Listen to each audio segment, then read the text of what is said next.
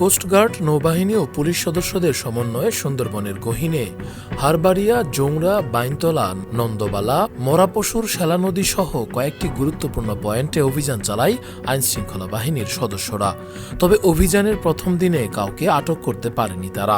দস্যুদের কবল থেকে ৭৮ জন জেলে ও ৩ জন পর্যটক উদ্ধার করা সম্ভব হয়েছে।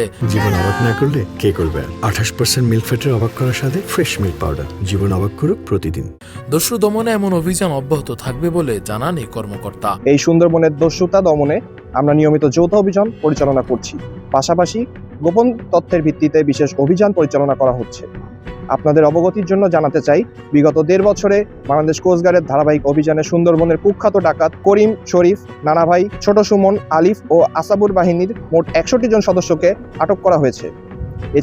এছাড়াও পরিচালিত অন্যান্য অভিযানগুলোতে ৮০টি বিভিন্ন ধরনের আগ্নেয়াস্ত্র, ৫৯৯ রাউন্ড তাজা গোলা, ৩০৮ রাউন্ড ফাঁকা গোলা, ১৯৫০ রাউন্ড এয়ারগানের গুলি জব্দ করা হয়েছে এবং দস্যুদের কবল থেকে ৭৮ জন জেলে ও ৩ জন পর্যটককে উদ্ধার করা সম্ভব হয়েছে। সুন্দরবনকে সম্পূর্ণরূপে দস্যুমুক্ত করতে বাংলাদেশ কোস্টগার্ড এর নেতৃত্বে ভবিষ্যতে এই ধরনের যৌথ অভিযান অব্যাহত রাখবে।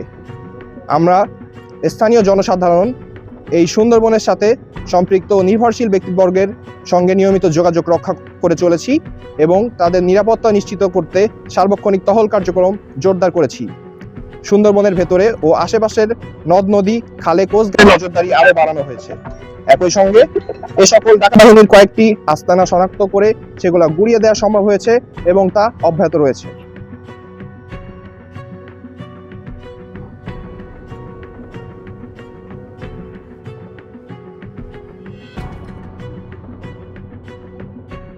জীবন অবাক না করলে কে করবে? ২৮% মিল্ক ফ্যাটের অবাক করার সাথে ফ্রেশ মিল্ক পাউডার। জীবন অবাক করুক প্রতিদিন।